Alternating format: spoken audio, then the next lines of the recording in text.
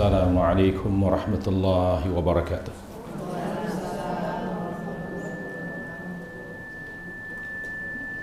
Alhamdulillah.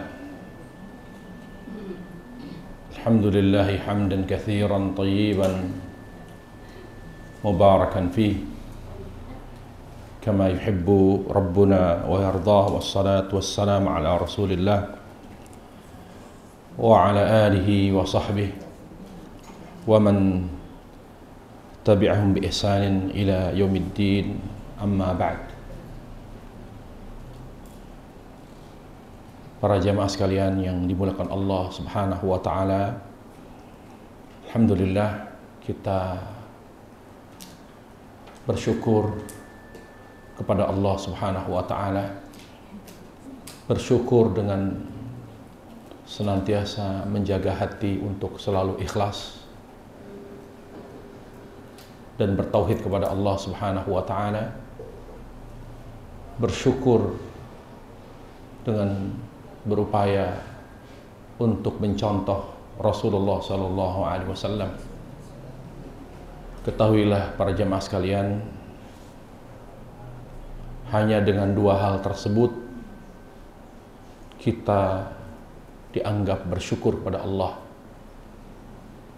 Yang pertama dengan ikhlas dalam beramal, yang kedua dengan mencontoh Rasulullah sallallahu alaihi wasallam,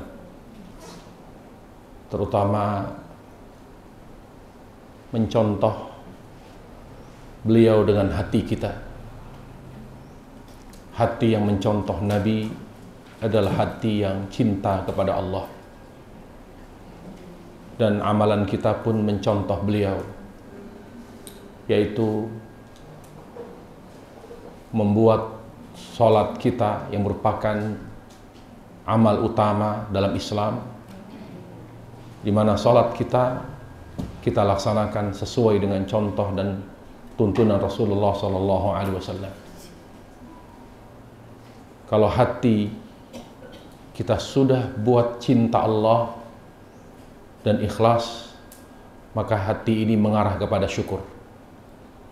Kalau amal yang dimulai dari sholat juga sudah seperti sholatnya Rasulullah SAW, maka amal kita akan membuat hidup kita bernuansa syukur kepada Allah Subhanahu wa ta'ala.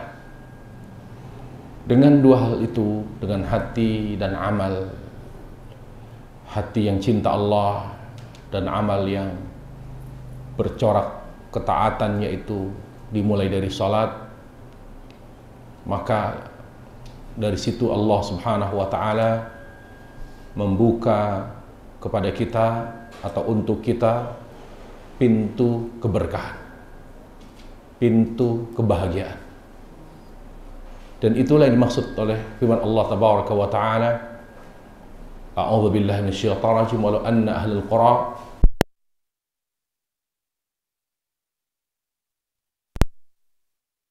wal ard.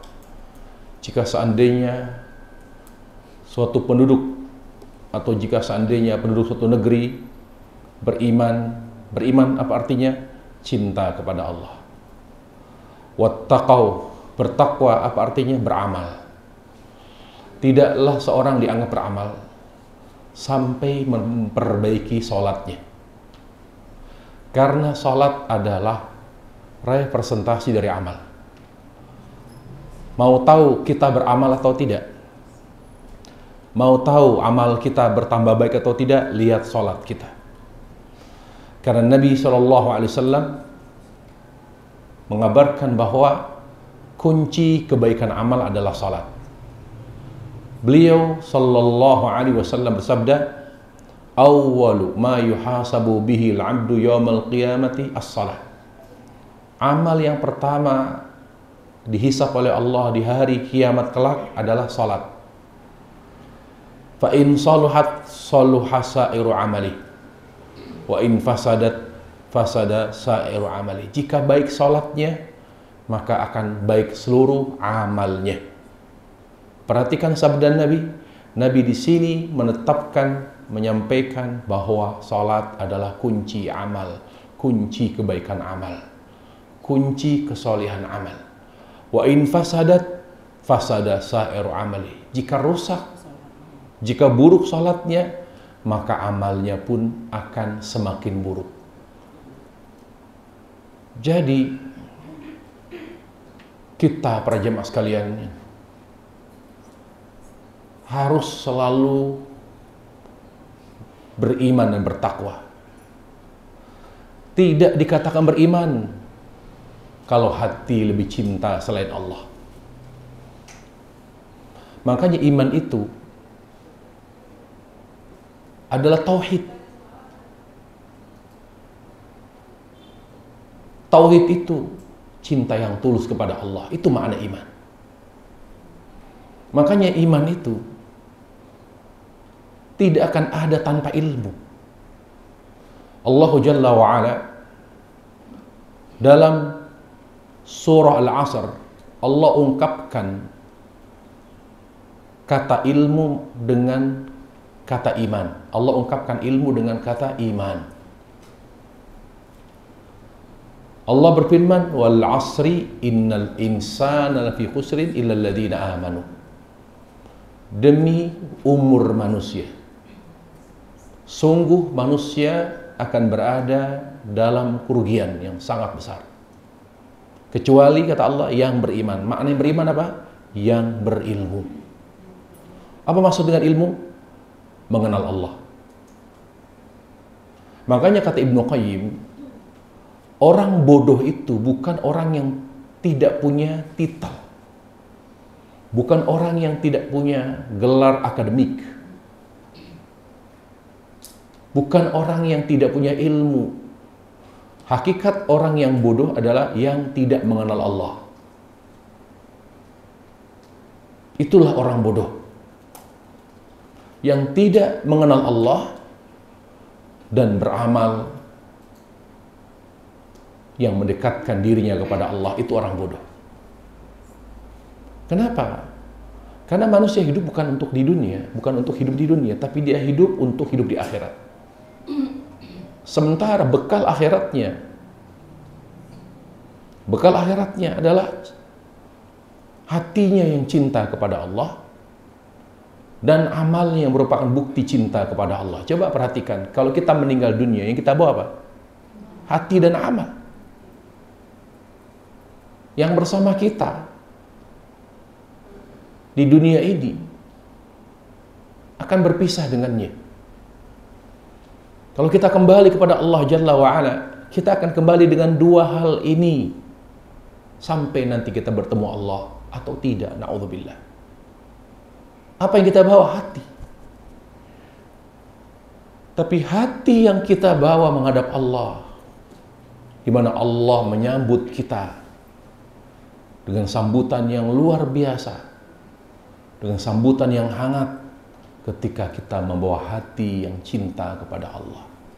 Allah Ta'ala berfirman, yauma la yanfa'u malu wala banun illa man atallah biqalbin salim. Di hari tidak bermanfaat harta dan anak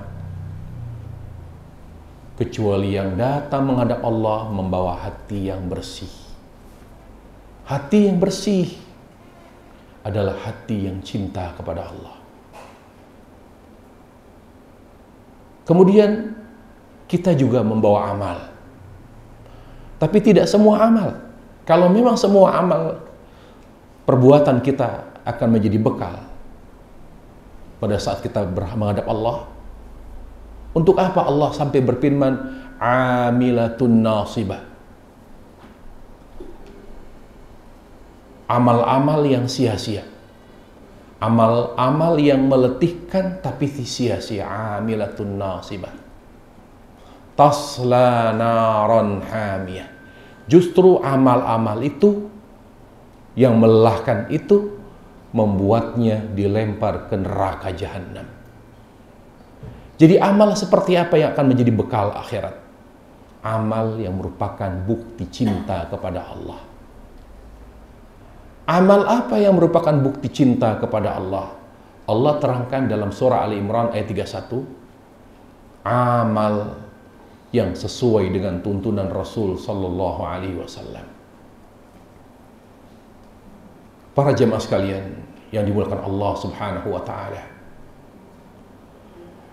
Pada majelis ini kita akan membahas tentang cemburunya Allah.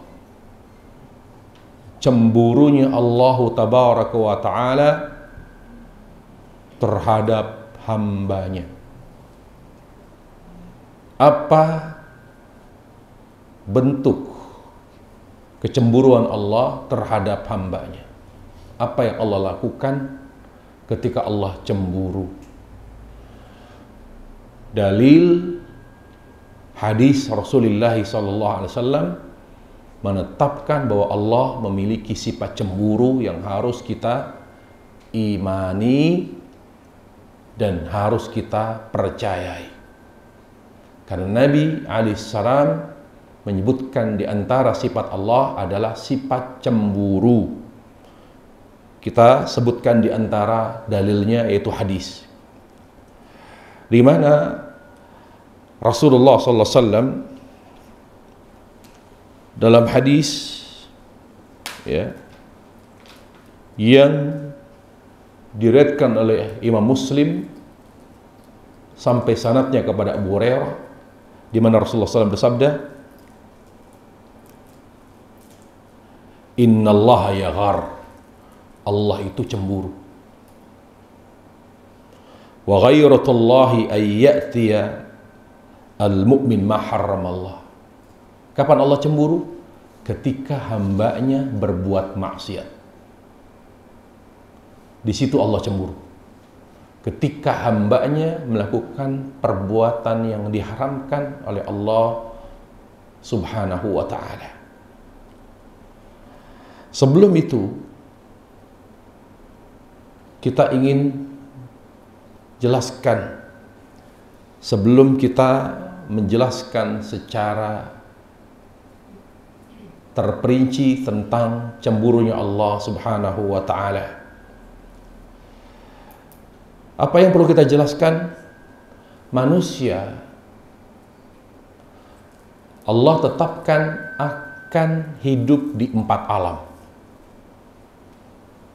dan masing-masing alam memiliki karakteristik tersendiri. Tapi yang dominan adalah dunia dan akhirat. Yang pertama yang dilalui oleh manusia, alam rahim. Alam di mana manusia di situ syarat dengan kelemahan.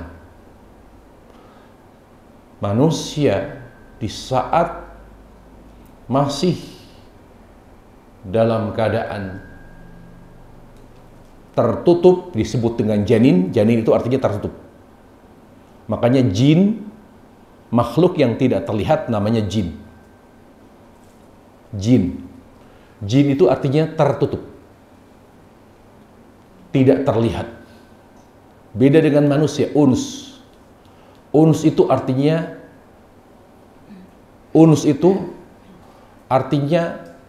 tunduk,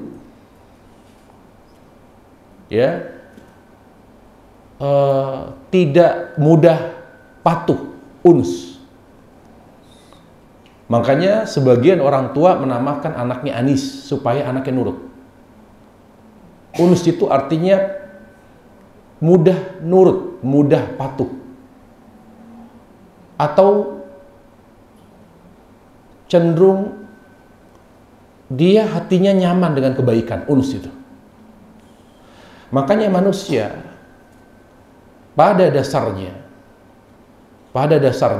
dia patuh sebelum fitrahnya dirusak oleh syaitan.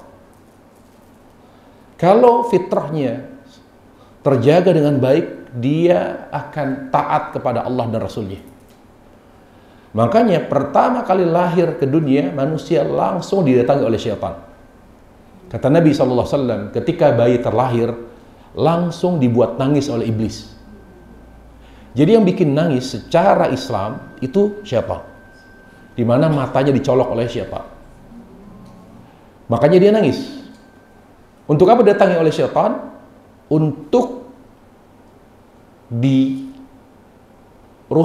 fitrahnya. Jadi sudah mulai ada upaya merusak fitrah sejak manusia lahir ke dunia. Makanya kata Nabi alaihissalam, "Ma mauludi ila ayyuna fitrah." Setiap bayi terlahir dalam keadaan fitrah, yaitu apa fitrah?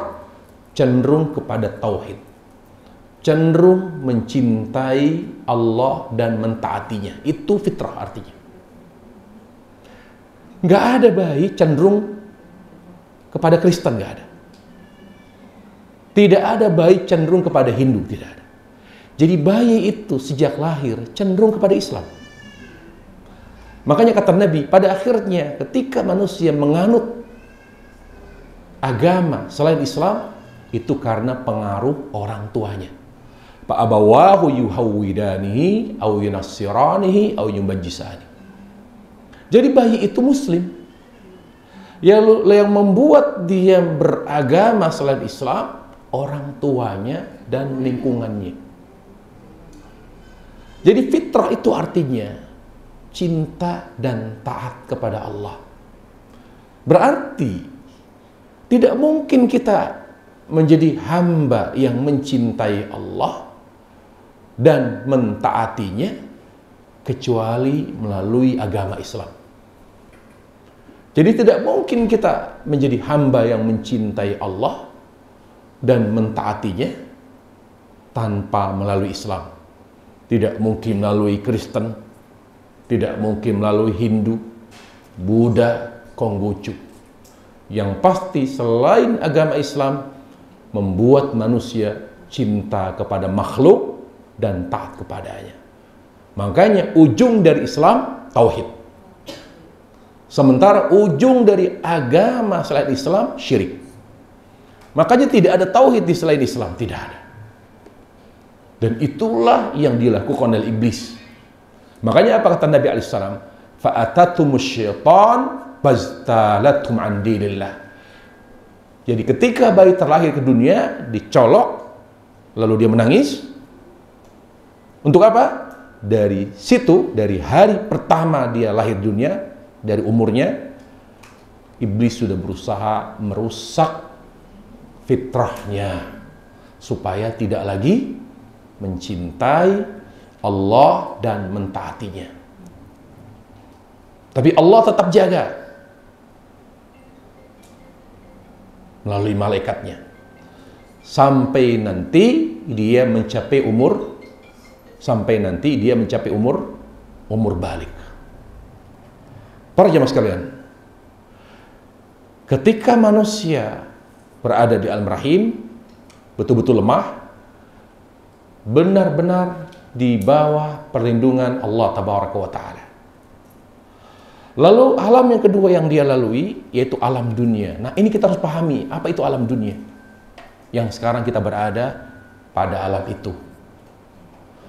Allah Subhanahu wa Ta'ala lalu memindahkan kita di alam rahim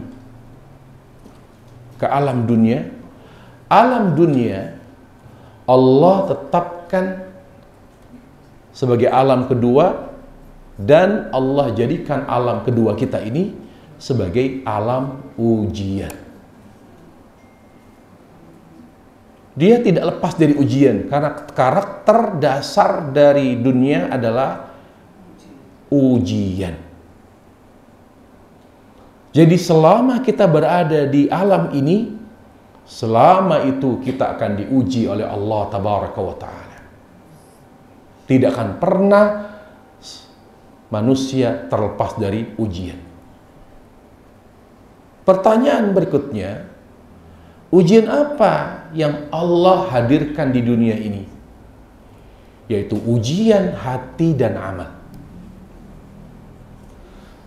Ujian hati dan amal.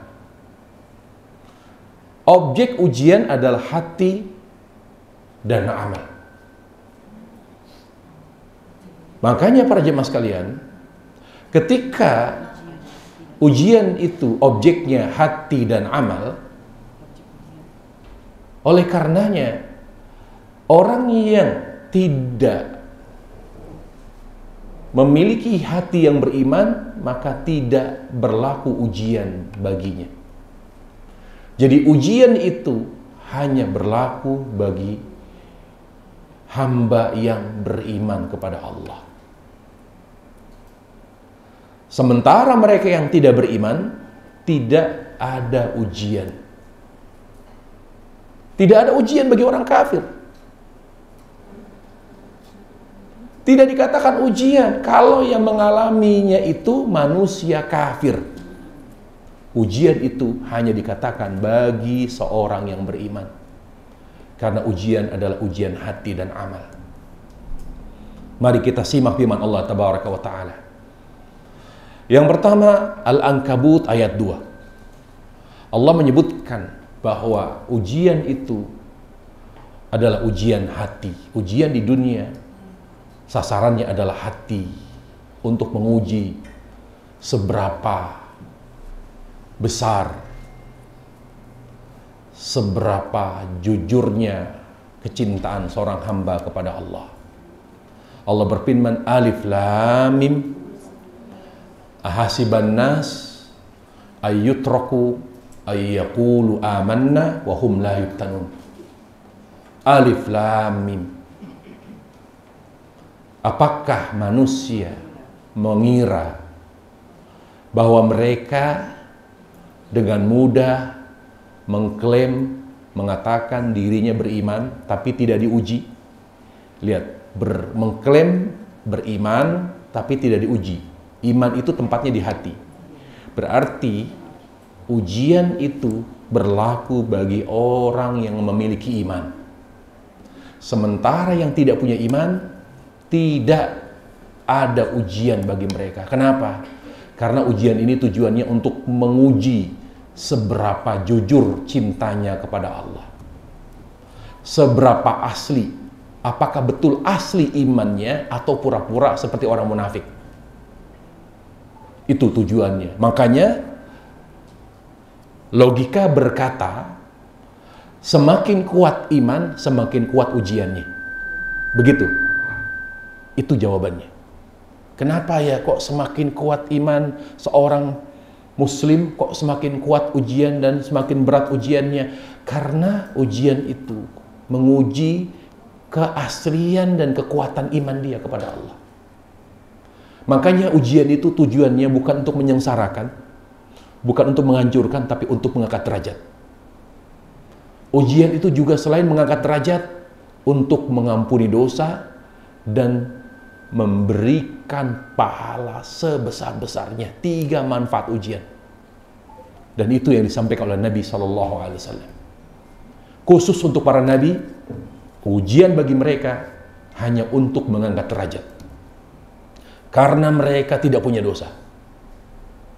Dan karena mereka sudah dijamin surga oleh Allah, jadi mereka tidak perlu pahala. Mereka sudah dipastikan menghuni surga, surga tertinggi Firdaus. Jadi apa ujian, apa manfaat ujian bagi para nabi? Mengangkat derajat. Lalu ujian bagi kita untuk apa? 3. Karena kita bukan manusia yang tidak punya dosa. Jadi pertama ujian itu bukan untuk menyengsarakan, ini yang perlu. Bukan untuk membuat kita susah. Bukan untuk membuat kita sedih.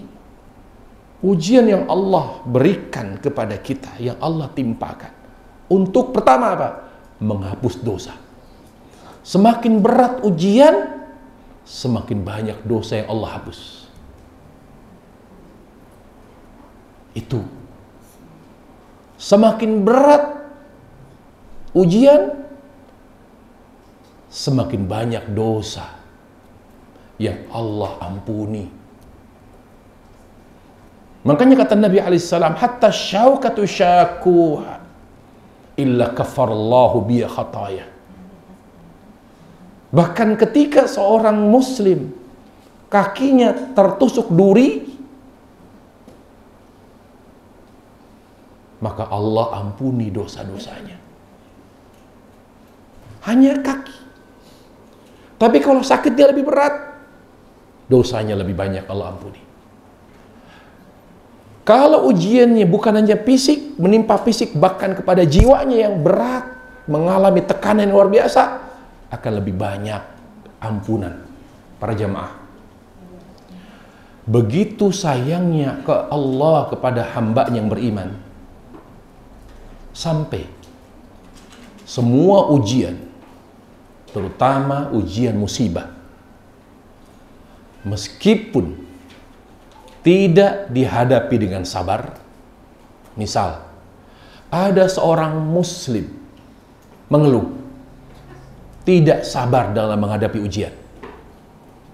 Apakah ujian yang dialami itu menghapus dosa? Menghapus dosa.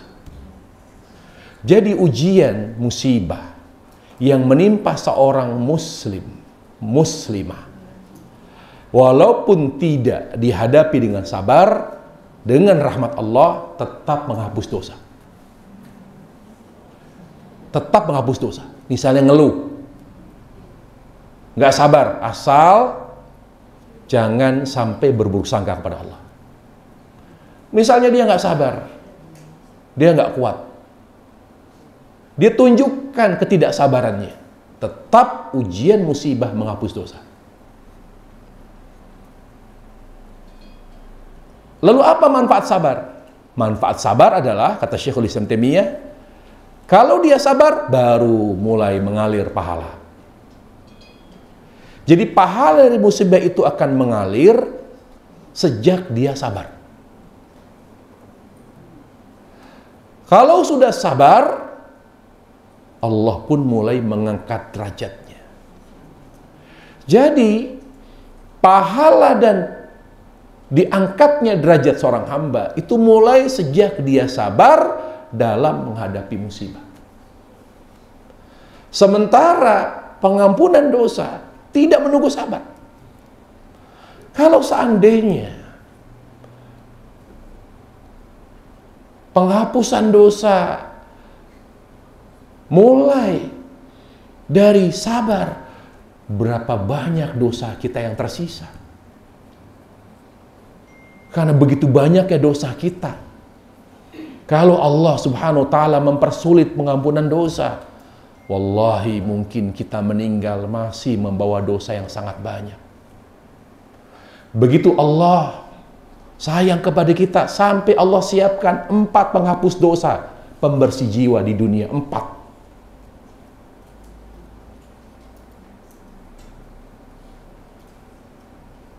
Sebelum kita wafat. Untuk apa Allah siapkan sampai 4? Sebagai disebutkan oleh Ibnu Taimiyah rahimahullah dalam Wasiatus Sughra, agar kita meninggal dunia tidak membawa dosa.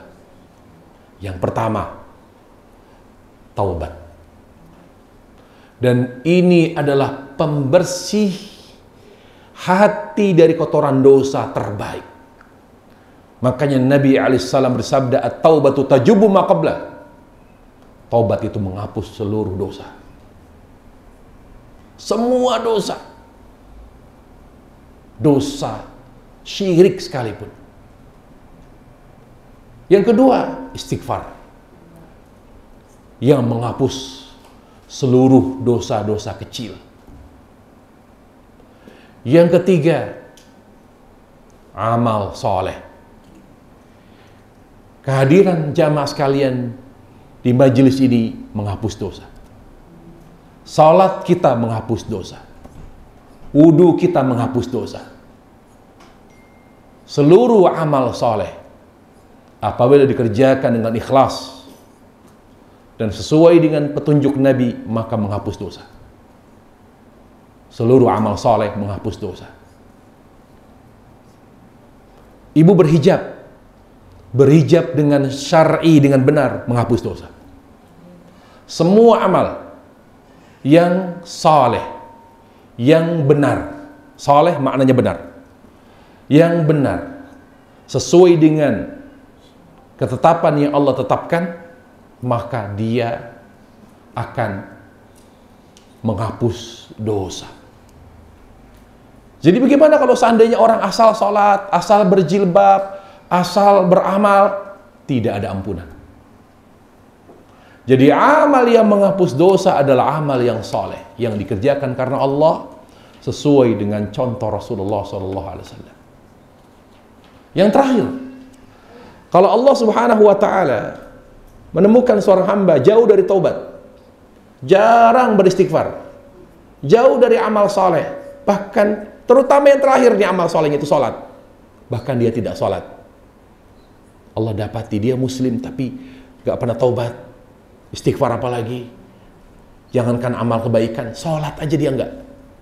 Bagaimana Allah tunjukkan rasa sayangnya? Allah hapus dia melalui musibah.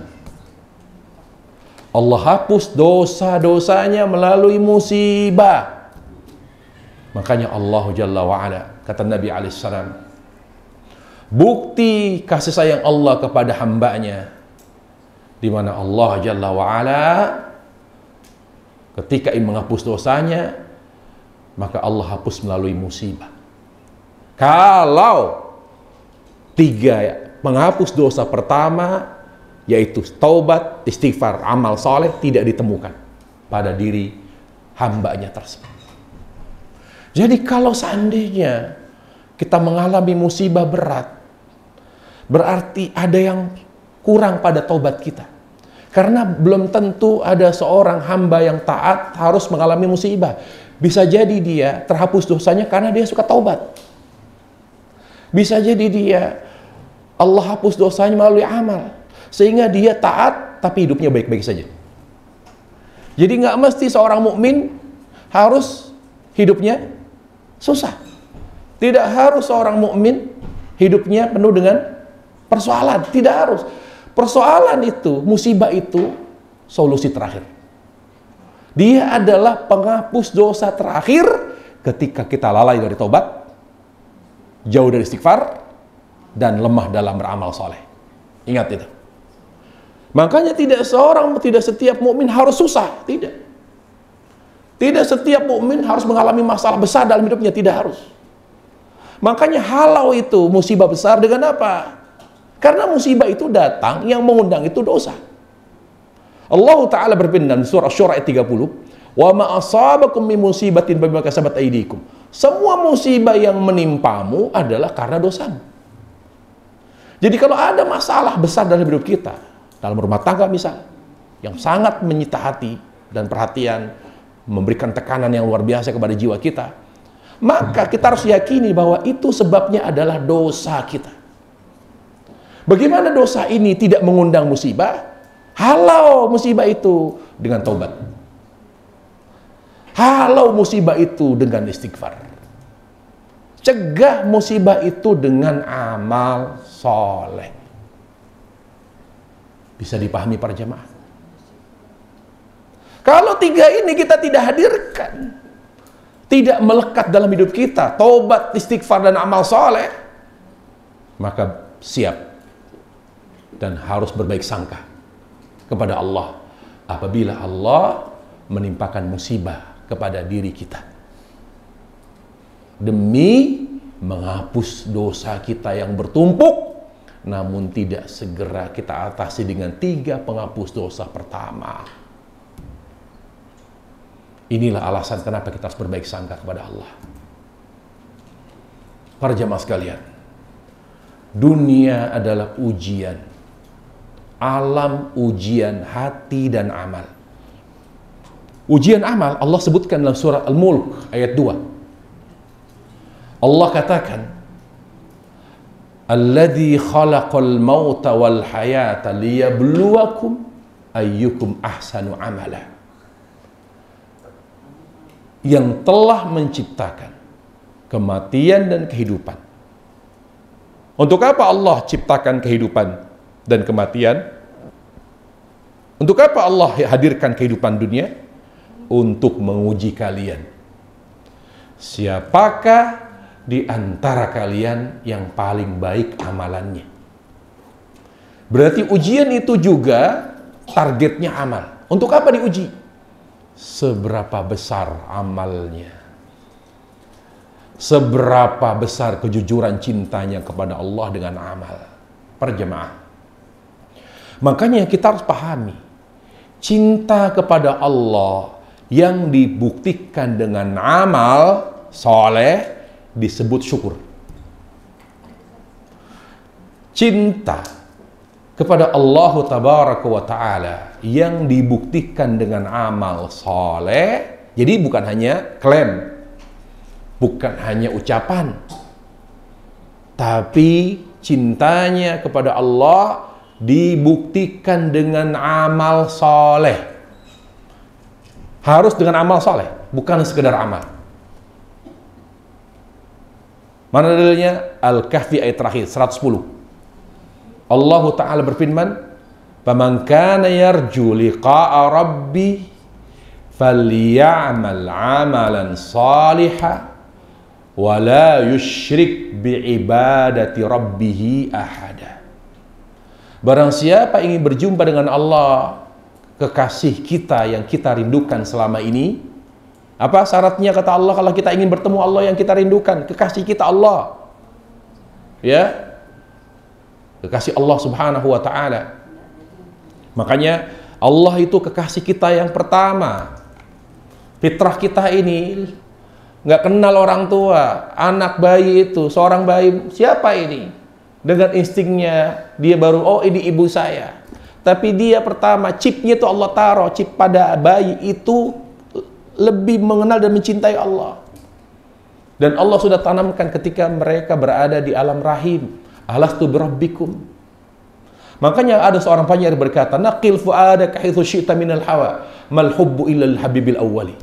Silakan kamu setelah di dunia mulai jatuh cinta kepada anak, kepada orang tua, kepada anak, kepada suami. Silakan. Naqil fuadaka haitsu syi'ta minal hawa. Saya udah mulai sayang ya. Kita hadir sendiri, telanjang bulat. Lalu kita mulai orang tua, mengenal ibu kita. Oh ini ibu saya, oh ini bapak saya. Setelah besar, ya kan, baru mengenal. Setelah itu mengenal kakak kita, adik, mulai sayang kepada mereka. Setelah besar, menikah, mulai sayang kepada pasangan hidup kita. Setelah itu punya anak, mulai sayang. Kata syair, silahkan kamu sayang kepada siapapun setelah kamu berada di dunia. Malhub, tapi ingat, fitrahmu. Mal hubbu illal habibil awal. Tapi ingat, hati kita pertama kali cintanya bukan kepada orang tua, tapi kepada Allah. Kepada Allah Subhanahu wa Ta'ala. Kam manzilin ya'laful fata wa haninu abadil awal manzil. Kalau kita ini fitrahnya cinta Allah, kita baru mulai belajar cinta orang tua, cinta saudara, cinta suami, cinta istri. Belajar. Kam manzil ya'tul fata. Dan ingat, cinta itu, hubungan cinta kasih itu hanya berlangsung di dunia. Hanya ada di sini.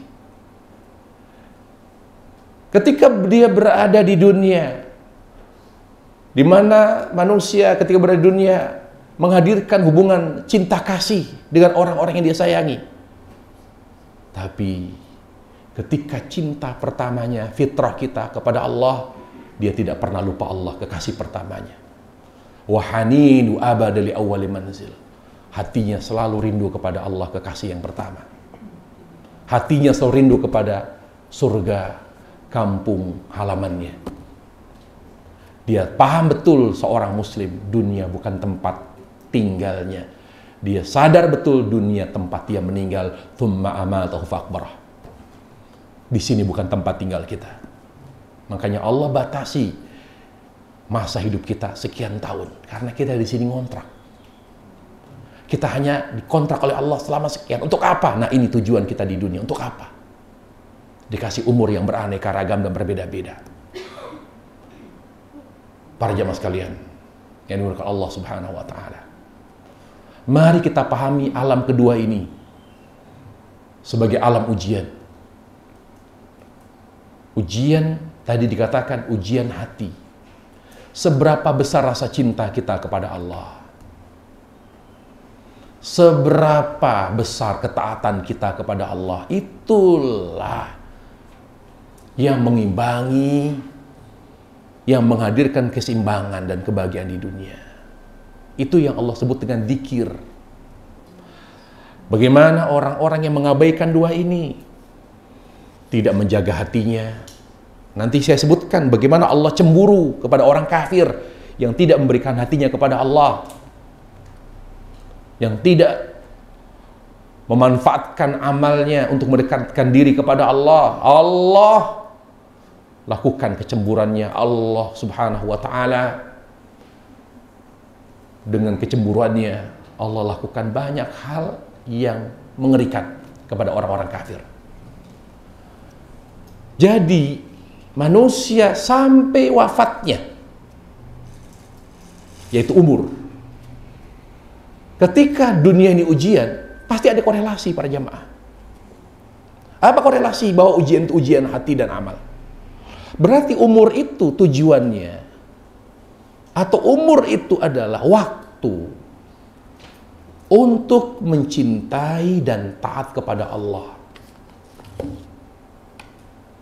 Dan itu yang Allah inginkan.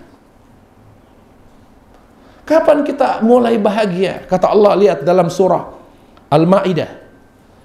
Idealnya saya ini ingin punya sesuatu yang ideal, kata Allah. Apa? Di dunia, orang-orang yang saya hadirkan di dunia ini, kalau Allah bicara tentang sesuatu yang ideal. Apa kata Allah? Surah Al-Ma'idah ayat 54. Ya ayyuhalladzina amanu may yartadda minkum an dini fasawfa ya'tillahu biqaumin yuhibbuhum wa yuhibbuna. Wahai orang-orang yang beriman, apabila di antara kalian ada yang murtad, keluar dari Islam, apa kata Allah? Tidak masalah. Bahkan kalian pun semuanya murtad, tidak masalah, kata Allah. Saya sampaikan ya, yang ideal bagi saya sebetulnya yang ideal, tapi saya biarkan ada orang kafir, ada orang beriman, saya biarkan. Karena hikmah. Karena kalian diuji. Karena dunia tempat ujian. Makanya warna-warni, tidak satu warna, beda dengan akhirat satu warna. Apa kata Allah? Fasawfa yatillah. Idealnya orang yang ada di dunia ini adalah orang yang dicintai Allah dan mencintai Allah. Ada hubungan timbal balik. Hubungan apa? Hubungan cinta kasih. Dan itulah kebahagiaan. Kalau Allah subhanahu wa ta'ala sudah menyampaikan sesuatu yang ideal, saling mencintai antara Allah dan hambanya, maka itulah kebahagiaan. Tapi bagaimana cinta kita membuat kita bahagia? Cinta yang benar. Yaitu cinta yang dibuktikan dengan ketaatan. Tadi saya sampaikan surah Al-Imran 31. Cinta yang dibuktikan dan ketaatan yang sesuai dengan contoh Rasulullah SAW. Itulah akan membuat kita bahagia di situ. Bagaimana Allah Subhanahu wa ta'ala menjelaskan hidup ini adalah waktu untuk mencintai dan taat kepada Allah. Lihat para jamaah sekalian, bagaimana Allah Subhanahu wa ta'ala dalam surah Fatir, perhatikan. Allah Tabaraka wa ta'ala dalam surah Fatir ayat 37 bercerita tentang penghuni neraka yang berteriak-teriak di dalam neraka. Mereka minta kepada Allah agar dikeluarkan dari api neraka dan berjanji beramal soleh. Mereka berjanji akan beramal soleh kalau dikeluarkan dari api neraka dan dikembalikan ke dunia. Lalu Allah dijelaskan di situ, kesempatan kamu di dunia untuk dua. Apa kata Allah Jalla wa'ala? Sudah tidak bisa, kalian tidak bisa lagi, tidak bisa dikeluarkan dari neraka, tidak bisa, karena kalian sudah menyia-nyiakan kesempatan di dunia. Untuk apa ya Allah kesempatan di dunia sehingga kami disiksa di neraka ini? Tidak kuat ya Allah, pedih dan sangat dahsyat siksanya. Apa kata Allah? Awalam nu'ammirkum. Ingat dulu aku beri kamu umur. Di sini Allah jelaskan umur. Apa umur? Fungsinya, manfaat umur di dunia. Ma yatadzakkar. Pertama, untuk mencintai Allah. Zikir di sini makna yang pertama mencintai Allah. Ma yatadzakkaru fi, atau bisa diartikan taat. Karena Allah menyebutkan kata zikir dua di sini, dua zikir. Ma yatadzakkaru fihi man tadzakkar. Awalam nu'ammirkum, bukankah dahulu aku berikan kamu kesempatan, umur. Ma yatadzakkar, untuk taat. Zikir di sini yang pertama maknanya taat. Fihi man tadzakkar, untuk mencintai Allah. Jadi umur kita hanya untuk mencintai dan taat kepada Allah. Itu para jemaah. Makanya kalau kita masuk liang kubur, yang ditanyanya 3 dan harus semua ditanya. Dan tidak ada pertanyaan yang lain. Man rabbuk wa ma dinuk wa man rajul ladzi ja'a fikum wa man rajul ladzi ja'a fikum. Siapa Tuhanmu? Lihat. Selama di dunia, kamu kenal tidak Allah? Kamu cinta tidak? Ma'rifat rabbik. Siapa Tuhanmu? Apa artinya? Kamu cinta tidak kepada Allah? Marabbuk. Lihat. Ditanya hati. Makanya sepinter-pinternya orang kalau dia kufur, kata Allah dalam kata Nabi alaihissalam dalam hadis Barra, dia seorang yang pinter. Seorang kafir yang jenius. Ditanya, marabbuk? La adri, saya tidak tahu jawabannya. Siapa yang bisa jawab? Yang punya iman, yang punya kekuatan cinta kepada, apa kata Allah? Yuthabbitullahu alladhina amanu bil qawli tsabiti fil hayati dunya wa fil akhirah. Orang yang punya iman, orang yang punya kekuatan cinta, dia akan tegar dan tabah dalam menghadapi ujian. Jadi kunci tabah, kuat dalam menghadapi ujian, kekuatan cinta kepada Allah. Wafil akhirah, di mana nanti di akhirat, yaitu di barzah, di alam kubur, dia akan diberi kemampuan dari Allah untuk menjawab pertanyaan mungkar wa nakir. Marabbuk? Rabbi Allah, Tuhanku Allah. Kemudian apa? Ditanya tentang Islam. Tapi setelah itu ditanya, siapa nabi laki-laki yang diutus kepadamu? Yaitu tentang taat. Tentang taat. Jadi ditanya oleh Allah Jalla wa'ala tentang cinta kita kepada Allah dan taat kita kepada Allah. Nah, cinta dan taat kepada Allah ditanya, wa madinuk, apa agamamu? Kenapa ditanya apa agamamu? Karena kita tidak bisa mengungkapkan rasa cinta kepada Allah dan melaksanakan ketaatan kepada Allah kecuali melalui agama Islam. Tidak mungkin seorang cinta dan taat kepada Allah tanpa melalui agama Islam. Coba direnungkan para jamaah. Manusia yang sering merenung, Allah akan kuatkan jiwanya. Manusia yang sering merenung, menghayati dalil, Allah akan buat jiwanya lebih dewasa. Terutama kaum wanita yang punya kelemahan di mana jiwanya lemah. Naqisatu aqlin wa din. Naqisatu aql, di mana manusia punya kelemahan, kekurangan, jiwanya lemah. Tapi akan kuat jiwa wanita ketika dia banyak merenungi Al-Quran dan hadis Rasulullah SAW. Coba renungkan, kenapa pertanyaan muka nakir hanya 3? Ma rabbuk, wa madinuk, wa manil rajul ladzi bu'itsa fikum.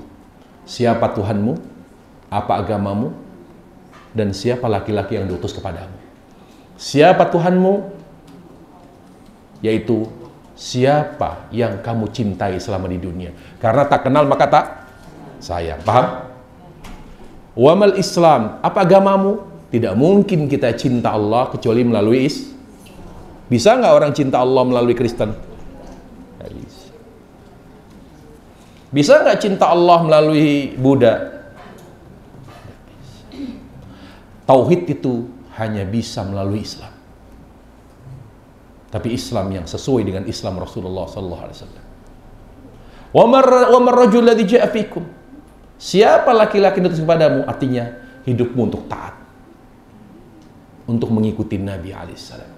Makanya pada saat orang masuk Islam ucapkan apa? La ilallah artinya apa? Bukan. Substansinya apa? La ilallah. Tiada yang aku cintai dan agungkan kecuali Engkau ya Allah. Karena tauhid itu mengagungkan Allah. Tauhid itu hati. La ilaha illallah, tiada yang aku agungkan, aku cintai kecuali Engkau ya Allah. Karena tauhid itu ibadah. Tauhid itu baik. Contoh, apa makna ibadah? Yaitu ibadah itu tauhid. Apa kata Nabi alaihissalam? Ketika beliau mengutus Mu'ad ke Yaman, Nabi SAW bersabda, "Ya Mu'ad, innaka ta'ti qaumin ahli kitab, falyaku awwala ma tad'uhum ilaihi syahadatu illa illallah." Syahadatu alla illallah. Fa in hum ata'uka lidzalik fa'lam anna Allah. Ya. Dalam riwayat,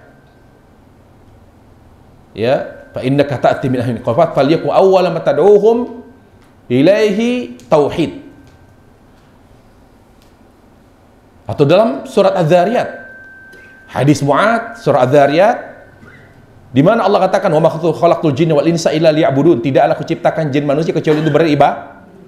Apa kata Ibnu Abbas? Tidaklah aku ciptakan jin manusia kecuali untuk bertauhid.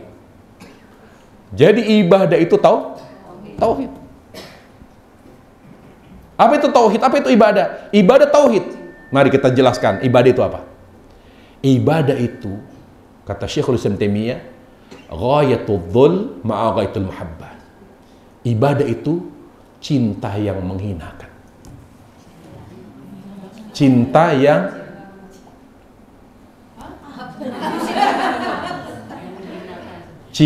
yang menghinakan. Misal, ibu cinta nggak orang tua ibu? Sayang tidak? Sayang. Tapi sampai menghinakan tidak? Bagaimana tahu bahwa kita cinta dan sayang sampai menghinakan? Ketika orang tua memerintahkan kita bermaksiat lalu kita taat, berarti cinta kita menghinakan, dan itu ibadah. Ibu sayang tidak dengan suami? Bagaimana cinta itu menjadi ibadah? Ketika suami memerintahkan kepada maksiat dan istri mentaatinya, berarti cintanya ibadah. Bisa dipahami? Belum paham? Belum paham? Saya ulangi. Ibadah itu cinta yang menghinakan. Menghinakan itu artinya ketaatan. Kalau bicara menghinakan berarti, karena cinta itu kan harus dibuktikan untuk menunjukkan kejujuran cinta dengan bukti dengan amal kan? Iya kan? Cinta menghinakan, kata ulama, cinta kepada manusia nggak ada masalah. Cinta orang tua, sayang suami, sayang anak. Tapi menjadi masalah ketika cinta kita kepada selain Allah sampai kita taat kepada mereka meski yang kita lakukan bersifat haram. Maka sejak saat itu cinta kita dikategorikan sebagai cinta ibadah. Misal, seorang istri sayang suami. Sampai sini ngikutin Bu? Awas, ikutin ya, supaya paham. Begitu sayangnya istri kepada suami, lalu suami bilang, "Ma, saya tidak izinkan kamu berjilbab karena saya ingin hatimu dulu yang berhijab. Buat apa kamu berhijab tapi hatimu telanjang?" Artinya buruk. Hijabkan dulu hatimu, buat baik, baru hijabkan fisikmu. Jadi saya tidak mau punya istri berhijab karena saya nggak mau istri saya buka tutup karena hatinya belum baik. Kalau si istri ini menuruti keinginan dan perintah suami, maka ketaatannya kepada suami dikategorikan sebagai apa? Ibadah. Berarti sejak saat itu dia sudah mulai beribadah kepada suaminya. Sejak dia beribadah kepada suaminya dengan cinta yang menghinakan itu, sejak itu dicabut ketenangan dari hatinya. Sejak itu dicabut ketenangan, keteduhan dari jiwanya. Karena ibadah itu yang menenangkan jiwa. Ibadah. Apa kata Allah Jalla wa'ala?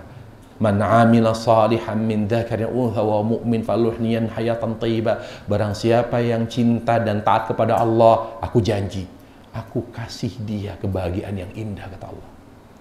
Faluhniyan hayatan thayyibah. Bukan hanya kehidupan yang indah dan bahagia di dunia, di surga, di akhirat aku siapkan surga. Kuncinya apa? Cinta dan taat kepada Allah.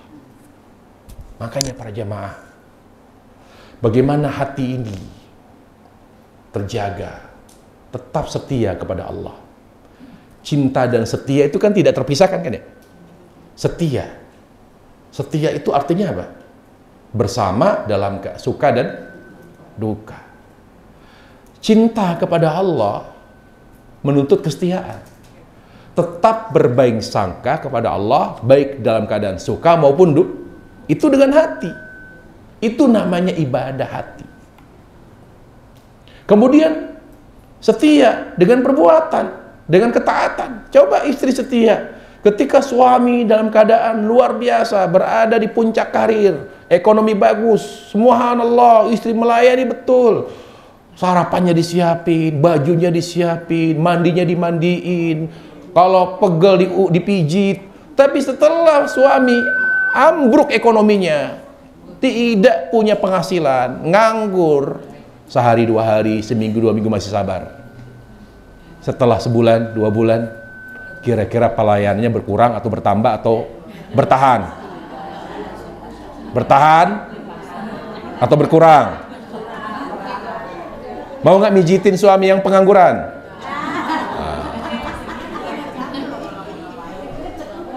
Itulah sebabnya rumah tangganya bukan sakinah.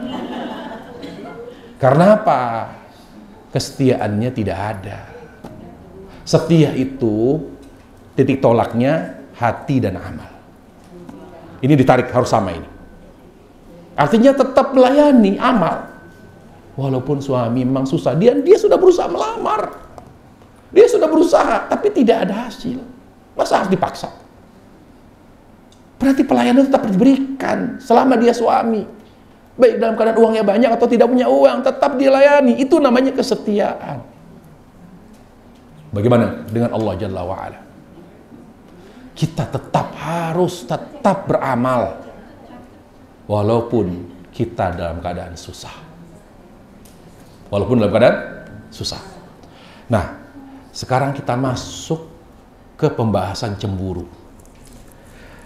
Cinta pasti melahirkan kecemburuan. Kalau tidak cemburu, maka dipertanyakan kekuatan cinta tersebut. Ada cinta, pasti ada rasa cemburu. Makanya para jemaah, di antara hikmah mengapa Allah Jalla wa'ala mengharamkan babi, karena babi tidak punya rasa cemburu. Dia akan membiarkan betinanya dikawini atau disetubui oleh babi jantan lain. Dia tidak punya rasa cemburu. Lihat, itu hikmah. Tapi bilang, enggak kok, walaupun saya makan babi tiap hari, saya cemburu. Tapi kita bicara mayoritas. Mayoritas. Hukum itu diambil dari mayoritas. Itu kaidah. Rata-rata orang yang suka makan babi, rasa cemburunya pasti menipis, berkurang, sangat tipis. Dan itu tidak boleh ada pada seorang muslim. Makanya kata Nabi alaihissalam, seorang yang membiarkan anak istri perempuannya, anak istri dan anak perempuannya melakukan hal yang haram, maka dia dayuth, kata Nabi alaihissalam. Diharamkan mencium bau surga. Tidak punya rasa cemburu. Seorang laki-laki membiarkan istrinya berbuat haram, itu dayus. Dayuth namanya. Seorang suami membiarkan anak perempuannya berbuat haram, membuka aurat, ya, berhubungan dengan yang bukan mahram, berpegangan, berpelukan, Bahkan melihat istrinya cipika-cipiku dibiarin, berpelukan dengan yang bukan mahram, diancam oleh Nabi, laki-laki itu tidak akan pernah mencium bau surga. Karena rasa cemburu harus ada. Kenapa harus ada cemburu? Karena cinta. Itu cintanya manusia. Bagaimana cintanya Allah? Nabi alaihissalam mengatakan, Allah ingin manusia bahagia. Makanya Allah mencintai mereka. Allah tidak pernah berubah para jamaah. Allah senantiasa mencintai hambanya. Bahkan terhadap orang yang paling kafir sekalipun, yaitu Fir'aun, yang sudah menganggap dirinya sebagai Tuhan. Ana rabbukumul a'la, faqala ana rabbukumul a'la. Terhadap Fir'aun pun Allah masih sayang. Mana buktinya Allah masih sayang? Masih diutus Musa dan Harun untuk menasihati dia. Lalu apa kata Allah Jalla wa'ala? Begitu Allah sayang, karena dia seorang penguasa, raja yang luas kekuasaannya. Kekuasaan itu menggiurkan perjemaah, membuat orang lupa daratan. Makanya Fir'aun sampai, kenapa salah satu yang sebab dia menganggap dirinya Tuhan? Karena dia tidak pernah sakit. Tidak pernah sekalipun sakit. Makanya kalau ada orang mengalami hal yang tidak mengenakan, itu tujuannya untuk memberikan teguran agar kita introspeksi, jangan sombong. Bukan Allah yang menyengsarakan. Di antara hikmah Allah memberikan musibah supaya kita ingat, jangan sombong. Wala tafrahu bima atakum. Ketika engkau kaya, aku kasih kekayaan. Ketika engkau aku kasih kecantikan. Ketika engkau aku kasih ke semua hal yang membanggakan di dunia. Jangan sombong, kata Allah. Jadi kalau Allah ambil, tujuannya mengingatkan, memberi teguran. Jangan berpikir negatif kepada Allah Tabaraka wa Ta'ala. Fir'aun itu sombong, bahkan menganggap dirinya Tuhan karena tidak pernah sakit sekalipun. Selain tidak pernah sakit, kekuasaannya sangat luas. Tidak ada yang tidak tunduk kepada dia. Semua tunduk. Kekuasaannya bisa dikatakan absolut dan mutlak dia. Tapi apa? Orang kayak gitu layak gak dinasihatin, diajak untuk kembali kepada kebaikan? Udah gak perlu, udah keterlaluan itu. Innahu tagha, sudah keterlaluan. Bahasa Allah innahu tagha. Kalau bahasa kita sudah keterlaluan. Tagha itu melampaui batas. Bayang seburuk-buruknya iblis, pernah ngaku Tuhan? Iblis ngaku Tuhan gak? Gak pernah iblis itu. Di hadapan Allah ketika diusir dari surga, dia mengatakan Robbi, wahai Robku. Iblis masih mengatakan Robbi. Fir'aun ngaku Tuhan. Jadi lebih buruk mana iblis sama Fir'aun? Fir'aun. Tapi Allah tetap sayang. Allah panggil Musa dan Harun. Allah panggil Musa di Jabal Tur. Allah bilang, idhab ila Fir'aun innahu tagha. Lalu Allah perintahkan, kamu ya Musa pergi ke Fir'aun ditemani oleh Harun. Saya tugaskan, kata Allah, aku tugaskan, nasihati dia. Faqula lahu qawlan layyina. Tapi lihat begitu sayangnya Allah kepada Fir'aun supaya dia tetap mendapatkan hidayah. Tapi nasihatilah dia dengan lembut. Kalau Allah Jalla wa'ala tidak sayang Fir'aun, Allah azab, nggak perlu dinasihati, Bu. Karena sudah keterlaluan mengaku dirinya tuh Tuhan. Tapi Allah tetap mengatakan, nasihati dia dengan lembut. La'allahu yatadzakkar aw yakhsha, semoga dia ingat, semoga dia sadar dan takut kepada Allah. Apa yang kita ambil pelajaran dari ayat itu? Surat An-Nazi'at. Kalau Fir'aun aja yang sangat buruk, orang yang paling buruk sedunia, karena dia satu-satunya manusia yang mengaku Tuhan, masih layak diberi nasihat dengan lembut, maka selain Fir'aun, di bawah Fir'aun keburukannya, masih atau lebih berhak mendapatkan nasihat yang lembut dan baik-baik. Jangan dimarahin. Contohnya apa? Kalau ada seorang wanita punya suami buruk banget, tidak punya kebaikan kecuali sedikit, Boleh nggak istri membentak suami? Boleh nggak istri memaki-maki suami? Boleh nggak istri memarahi suami sampai tidak punya kewibawaannya sebagai suami? Boleh tidak? Gimana nggak sabar Ustadz? Bagaimana saya kuat? Apa sih yang diharapkan dari dia? Saya sabar selama ini. Bu, suami ibu masih lebih dari Firaun. Betul? Betul tidak? Sabar. Secara manusiawi, orang itu suka kelembutan. Betul?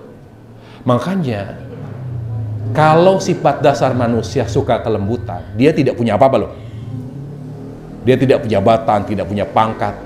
Apalagi yang punya jabatan. Jangan pernah dikritik dengan keras, jangan. Karena keluar kesombongannya, akan keluar gengsinya. Makanya kata Taimiyah rahimahullah, kalau kita punya sahabat yang awalnya rakyat biasa, kemudian menjadi penguasa, perbaiki, dirubah cara menasihatinya. Kalau dia teman kita dulu, mungkin warga biasa, rakyat biasa, nasihati kayak teman. Kamu begini. Tapi ketika dia sudah menjabat, dirubah cara menasihatinya. Karena orang kalau sudah menjabat, dia punya gengsi yang tinggi. Kenapa? Karena manusia itu suka kelembutan. Makanya kalau ada penguasa dikritik-kritik keras, lalu ditangkap, wajar.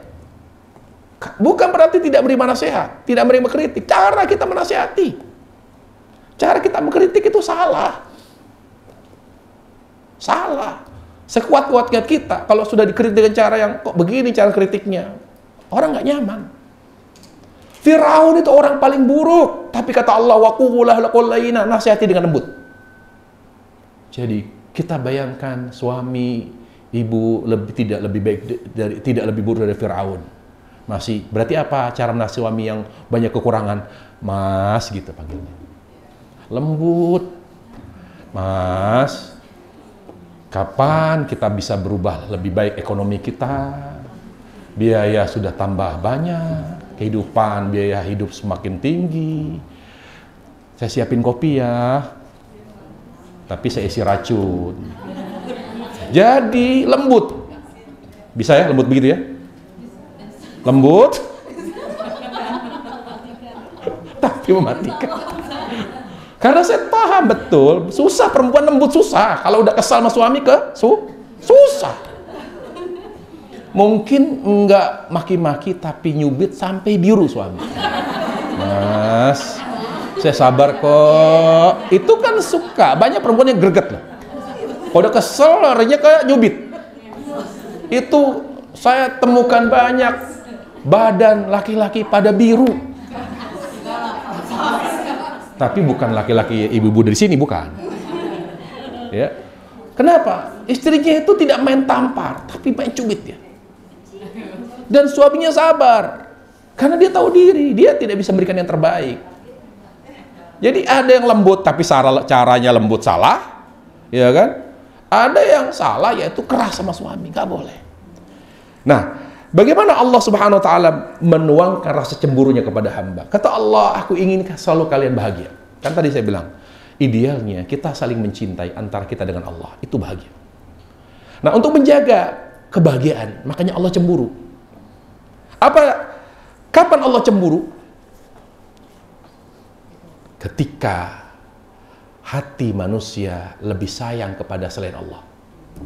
Itu Allah cemburu. Ketika seorang manusia lebih sayang kepada anak, Allah cemburu. Makanya ketika anak kita dikasih sakit, berarti itu Allah cemburu. Oh iya. Jadi yang harus kita lakukan kalau anak kita sakit, berarti kita ingat, oh iya, selama ini hati saya ke anak. Itu yang harus kita ambil. Bahkan kata Allah Jalla wa'ala, kalau aku sangat cemburu, aku cabut nyawa anaknya. Itu cemburunya Allah. Lalu Allah Subhanahu wa Ta'ala mengutus malaikat, pergi kamu, datangnya orang itu yang telah kehilangan anaknya. Coba lihat, dia memuji aku, beristirja, inna lillahi wa inna ilaihi raji'un, lalu dia berbaik sangka kepadaku, atau dia menyalahkan takdir dan berburuk sangka kepadaku. Coba kamu tengok, kata Allah.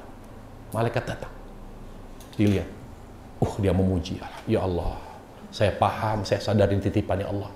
Beri aku kekuatan ikhlas ya Allah. Insya Allah saya menerima.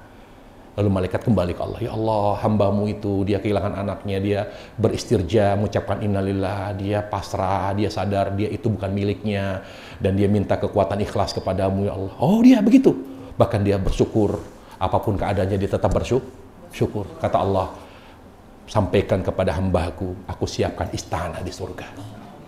Dan namakan surga, istana di surga bagi dia, istana pujian. Karena dia tetap mujiku walaupun dalam keadaan sedih. Lihat cemburunya Allah. Ingat, pesaing Allah itu anak. Makanya Allah katakan, Zuyina linnasi hubbus syahawati minan nisa wal banin. Yang paling merusak hati dan hubungan manusia dengan Allah, harta. Lihat, wanita dan anak. Yang paling merusak hubungan laki-laki dengan Allah, wanita. Harta. Yang paling merusak hubungan wanita dengan Allah, harta dan anak. Saya ulangi. Makanya Allah sebut 3. Perusak hubungan. Perenggang hubungan kita dengan Allah Jalla wa'ala dalam surah Al-Imran. Zuyyina linnasi hubbus syahawati minan nisa wal banin wa qanatiril muqantarati minadh dhahabil fiddah wal khayli musawwamati wal an'ami wal harth. Dzalika mata'ul hayatid dunya. Wallahu 'inda husnul ma'ab. Ada 3 perusak hubungan manusia dengan Allah. Harta, wanita, dan anak. Laki-laki, harta, wanita. Wanita, harta, anak. Ini yang menggeser Allah dari hatinya. Diakui para jemaah? Yang paling menggeser Allah dari hati wanita, anak. Betul? Kalau tidak ngaku, silahkan tinggalkan kajian ini. Ngaku? Baik, alhamdulillah. Kalau tidak, saya yang pergi. Pasti itu menggeser. Kalau tidak anak, harta. Luar biasa. Terutama mereka yang tidak punya anak. Maka fitnahnya adalah harta. Makanya Allah menyebut 2 ini, harta dan anak, fitnah terbesar. Innama amwalukum wa auladukum fitnah. Sungguhnya hartamu dan anakmu adalah fitnah. Apa itu fitnah? Yang membuatmu lupa kepada Allah. Para jamaah, Allah cemburu kalau kita lebih sayang kepada anak. Allah cemburu kepada Ibrahim. Makanya Allah perintahkan Ibrahim untuk menyembelih Ismail, walaupun tidak jadi. Tapi Allah ajarkan Nabi Ibrahim, kamu jangan lebih menyayangi anakmu daripada aku. Selama kita lebih menyayangi anak, selama itu kita kehilangan ketenangan jiwa, tidak akan. Jadi anak itu yang menyita perhatian. Kenapa ya kok saya resah terus? Karena terlalu memikirkan anak. Tapi kalau sholat tidak pernah khusyuk. Coba ibu ini, rata-rata ibu-ibu, kalau udah urusan anak, saya misalnya telepon ibu di mana? Saya lagi di Semarang Ustadz, lagi mau nyekolahkan anak. Loh ibu kan begini, iya demi anak lah, supaya anak masuk ini, universitas ini. Oh ibu di mana? Ini Ustadz, anak-anak mau ujian begini. Aduh pusing, saya ngurusin. Wallahi ibu itu untuk anak. Kaki jadi kepala, kepala jadi kaki. Tapi ibu ini setiap sholat tidak pernah khusyuk. Maaf bu kalau nyinggung bu ya. Ibu ini kalau doa tidak pernah menangis. Ibu ini kalau baca Quran tidak pernah menangis. Bahkan bacaannya pun masih pada berantakan. Inilah contoh ibu, contoh wanita yang lebih memberikan hatinya kepada anak. Kalau untuk anak, sarapan pagi, kamu apa nak? Mau sekolah bawa apa nak? Bekal apa? Ada nggak? Bikinin ya, kamu harus bawa bekal. Kalau nggak begini, sampai urusan bekal aja jadi pusing.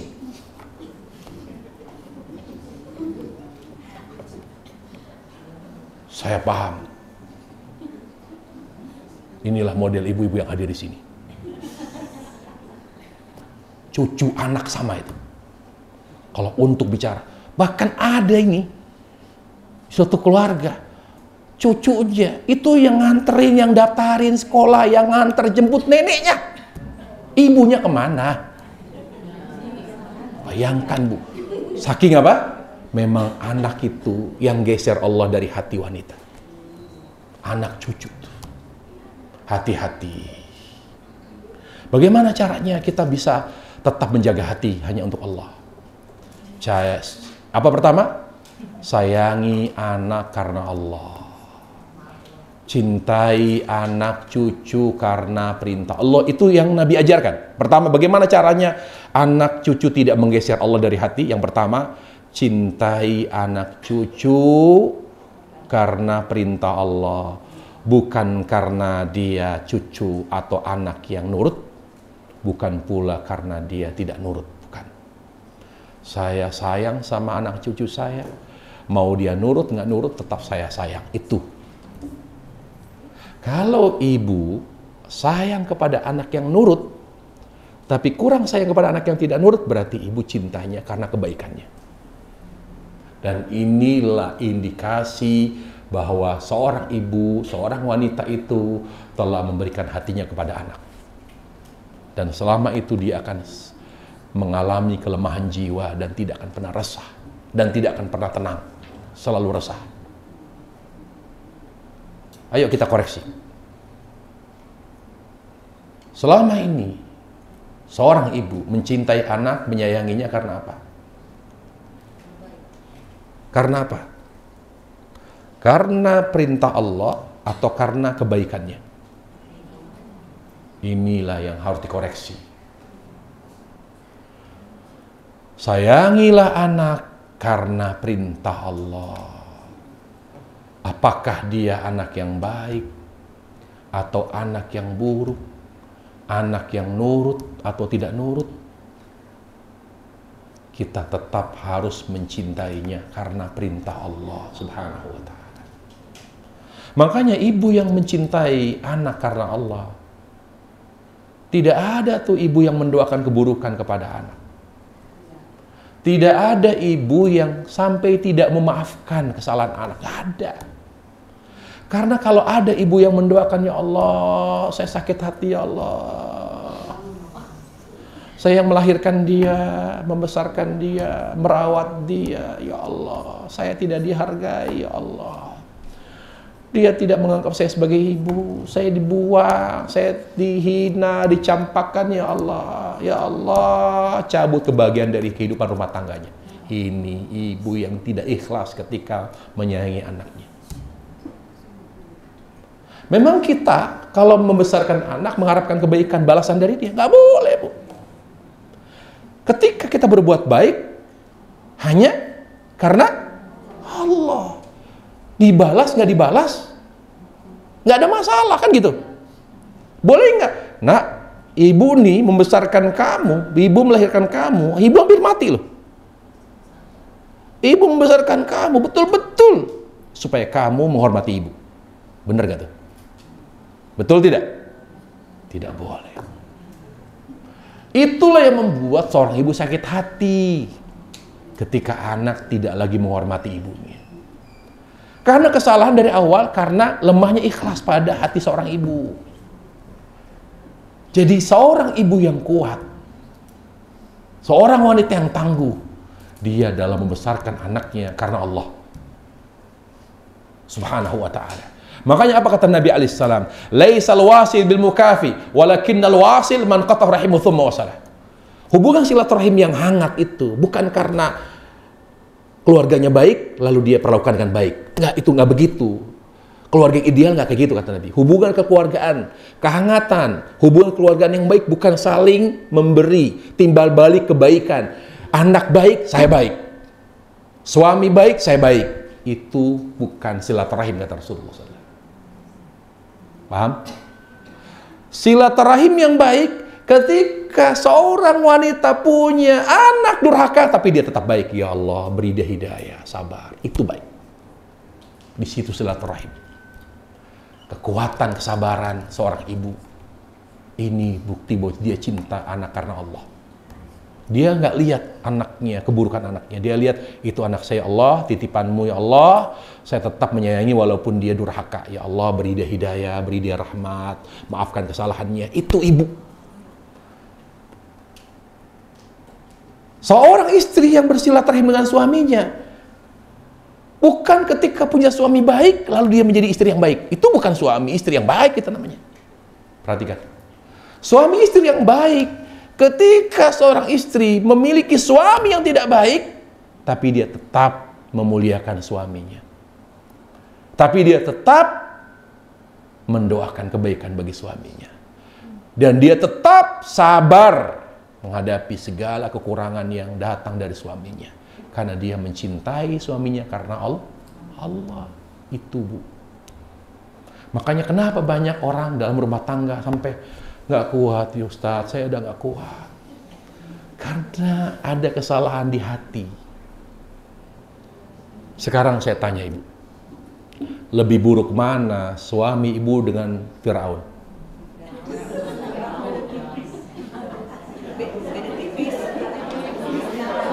Terlalu. Supaya nggak disalahkan, Bu, ya. Saya paham, ibu-ibu nggak mau disalahkan. Yang jelas, seburuk-buruknya suami, Firaun jauh lebih buruk. Betul? Ayo kita apple to apple, istri dengan istri. Istrinya Firaun siapa? Asia. Sabar atau tidak? Ibu? Apple to apple. Ayo dong. Sabar gak?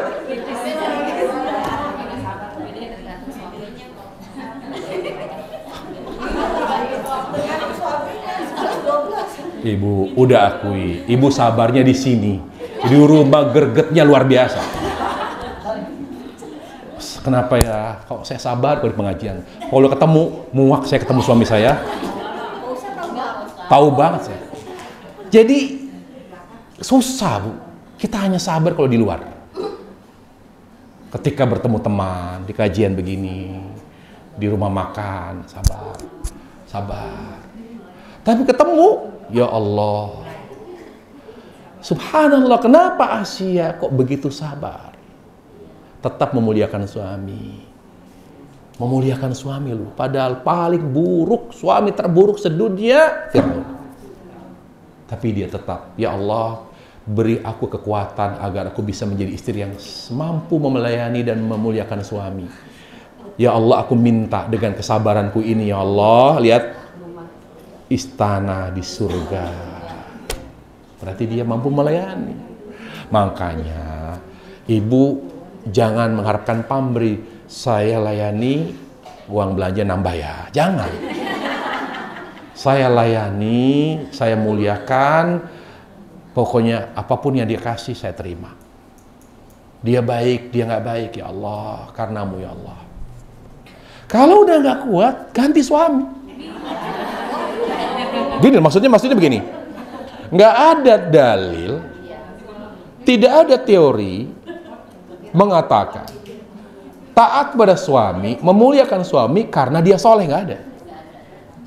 Yang ada dalil mengatakan selama dia berstatus suami, mau dia baik, tidak baik, tetap harus memuliakan. Istri harus memuliakan. Jadi kewajiban memuliakan suami berlaku bagi istri. Tanpa disebabkan karena kebaikan, karena keburukannya. Pokoknya selama dia suami, harus dimuliakan. Dan ini yang alfa dari banyak wanita.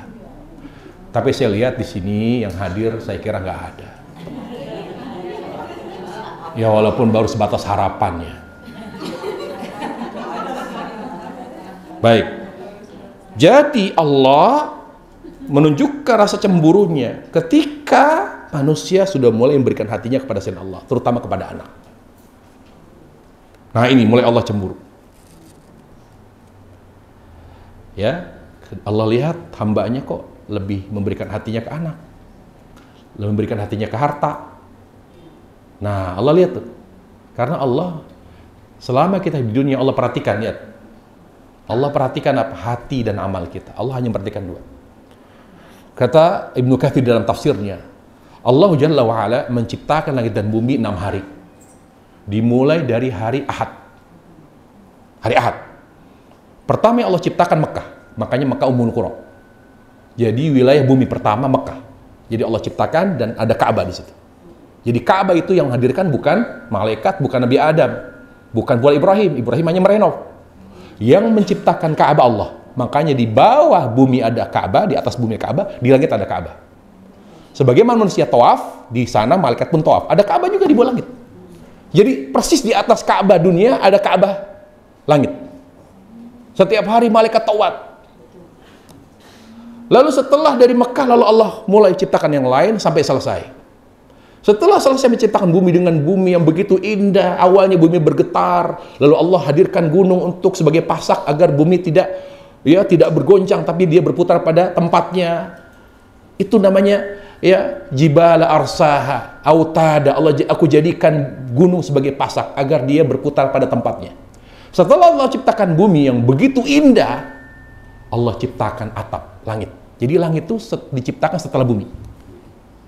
Allah ciptakan atapnya. Lalu Allah ciptakan langit bukan hanya satu. Sebagai bumi 7 lapis, langit pun 7 lapis. Dan jarak antara langit dengan langit seperti jarak antara langit dengan bumi. Tahukah para jamaah sekalian? Sejak Allah ciptakan bumi yang indah ini, Allah tidak pernah melihat bumi. Tidak pernah Allah lihat bumi. Kita sering lihat di YouTube, di televisi, bagaimana indahnya bumi yang dilihat dari satelit. Sejak Allah ciptakan bumi, Allah tidak pernah melihat bumi. Kenapa? Karena bumi hina bagi Allah. Karena bagi Allah bumi ini hina. Allah tidak pernah melihat bumi. Pada Allah yang menciptakan bumi dengan segala keindahannya. Tidak pernah Allah memperhatikan itu gunung, kata seorang pendaki gunung paling indah Gunung Kerinci di Lombok. Itu paling indah itu. Apakah Allah pernah melihat Gunung Kerinci? Tidak pernah. Memperhatikan? Tidak pernah. Allah Jalla wa'ala menciptakan bumi dengan segala keindahannya, samudranya, pegunungan yang indah, sampai kita terkagum indahnya. Ini kayak lukisan. Kalau kita misalnya di atas gunung, lalu kita lihat bagaimana awan, bagaimana itu begitu indahnya, rapi, seperti lukisan. Allahu Akbar. Kenapa? Karena itu indah, tapi Allah tidak pernah melihat dan perhatikan. Apa yang Allah perhatikan? Hati dan amal. Bagaimana Allah Subhanahu wa Ta'ala setelah memperhatikan hati, ternyata hati kita lebih diberikan kepada anak, kepada harta. Apa yang Allah lakukan? Bentuk cemburunya Allah. Allah tegur hati ini dengan musibah. Supaya Allah dengan musibah yang Allah timpakan kepada hambanya yang memberikan hatinya kepada selain Allah, untuk menggeser anak harta dari hatinya, mengosongkan. Jadi musibah itu adalah pengosong terbaik hati dari selain Allah, menjadi hanya Allah yang ada di hati kita. Jadi musibah itu untuk mengosongkan hati dari cinta kepada selain Allah itu. Sekarang berapa banyak orang yang sadar setelah musibah? Berapa banyak orang yang terbuka hatinya, terbuka mata hatinya setelah musibah, betul? Jadi Allah memberikan musibah bukan untuk menyengsarakan kita, tapi untuk mengosongkan hati, agar jangan jatuh cinta dan jangan memberikan hati kepada selain Allah. Itu tujuan Allah memberikan musibah. Makanya apa kata Ibnu Qayyim rahimahullah? Kata beliau mengatakan, "Wa min sunnati ta'ala ma'awliyai sakanat qulub ahada."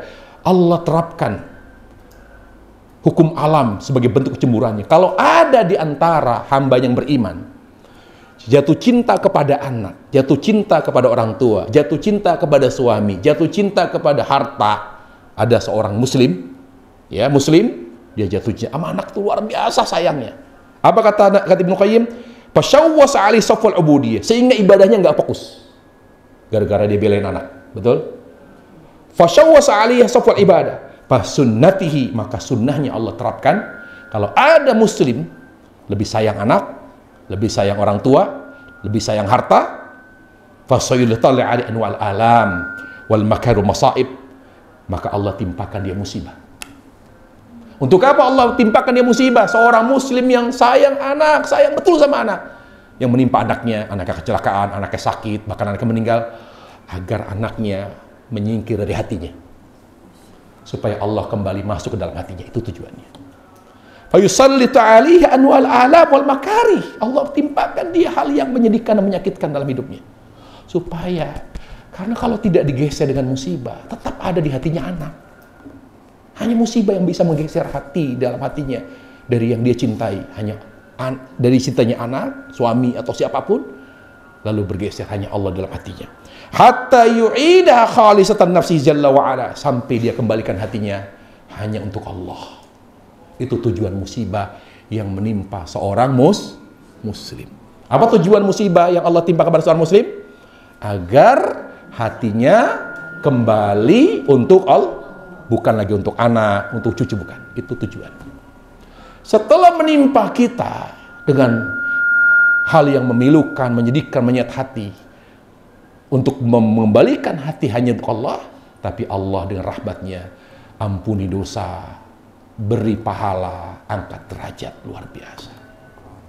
Wallahi, kata Ibnu Qayyim, kalau seandainya musibah itu manfaatnya hanya untuk membalikan hati kepada Allah, sudah cukup. Nggak perlu ada pengampunan dosa, nggak perlu. Cukup sebetulnya. Kita berterima kasih para jemaah. Kalau Allah mengembalikan hati kepada Allah, kalau Allah mengembalikan hati kita kepada Allah, sudah cukup dengan musibah. Tapi begitu sayangnya Allah kepada kita, musibah tidak hanya mengembalikan hati kepada Allah, tapi juga Allah kasih kita ampunan dosa, Allah kasih kita pahala besar, Allah kasih kita pengangkatan derajat. Para jemaah sekalian yang dimuliakan Allah Subhanahu wa taala, itulah salah satu bentuk kejeburan Allah kepada kita yang membuat kita harus selalu bersyukur. Apa arti bersyukur? Menjaga hati agar tetap lebih mencintai Allah dan taat kepada Allah, yaitu dengan selalu mencontoh Rasulullah SAW. Maka pesan terakhir di kajian ini adalah agar kita tetap merasakan kebahagiaan, ketenangan hidup, yaitu cintailah siapapun karena Allah, karena perintah Allah. Tentu dengan cara apa kita mencintai siapapun karena perintah Allah? Pertama, jangan biarkan diri kita selalu awam, tenggelam dalam keawaman. Orang yang awam pasti akan membenci yang tidak dia kenal. Al-insanu adu lima jahilah. Bagaimana dia cinta Allah kalau dia tidak kenal Allah? Tujuan kita ngaji, tujuan kita belajar agama agar lebih mengenal Allah. Tolong luangkan waktu untuk ngaji, menuntut ilmu agama agar kita semakin mencintai Allah Subhanahu wa taala. Yang kedua, jaga ketaatan. Bagaimana kita tetap taat sebagai bukti kejujuran cinta kita kepada Allah? Jadikan Nabi alaihissalam sebagai panutan. Jadikan Nabi alaihissalam sebagai suri tauladan. Ikuti beliau.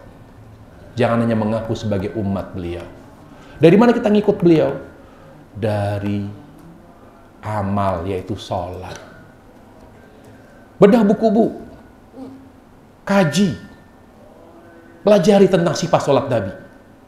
Kalau kita ingin berakhlak seperti akhlak Nabi, tidak mungkin kalau belum sholat seperti sholat Nabi, nggak mungkin. Saya pengen muamalah saya seperti muamalah, tidak mungkin kalau sholat kita belum seperti sholat Nabi alaihissalam. Semua kebaikan kita dimulai dari sholat. Makanya Nabi secara khusus mengatakan, "Shallu kama ra'aitumuni usolli." Salatlah kalian sebagaimana kalian melihat aku salat. Jadi semua kebaikan amal dimulai dari salat. Pelajari para jamaah, bagaimana niat Nabi, takbir Nabi, sampai salam beliau, salawatu rabbi wassalamu alaih. Yang terakhir, agar hidup ini tetap tenang dan Allah tetap cinta dan tidak cemburu.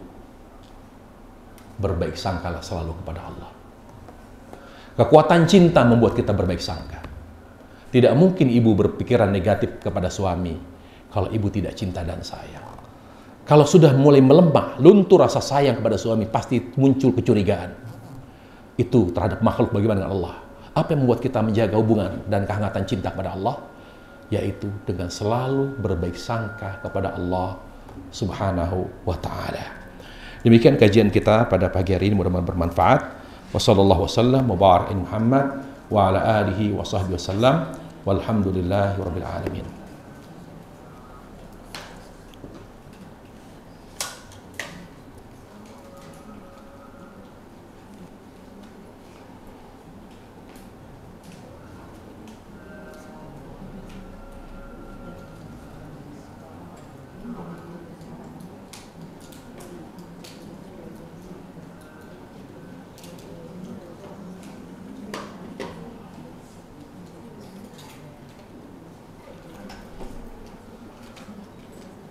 Ya, Ibu ada yang mau bertanya? Kalau tidak ada yang bertanya, kita tutup majelis.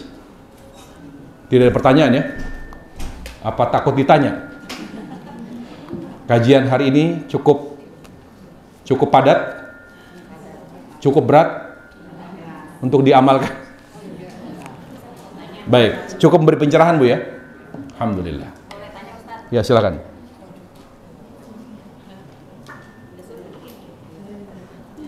Nggak apa Bu, supaya yang lain dengar.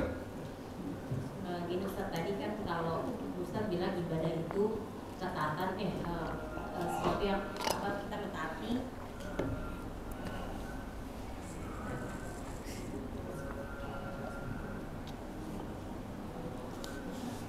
Masih lama Bu. Dari contekan dulu Pak Ustaz. Contekan, karena selama ini kan kita tahu ibadah itu ada cinta yang menghinakan. Selama ini kan kita tahu ibadah itu kan konotasinya dalam hal-hal yang baik. Ustaz, tadi kan kita bilangnya ibadah kita kalau kita dalam hal yang baik ya. Yang kita tahu selama ini ibadah. Baik menurut siapa?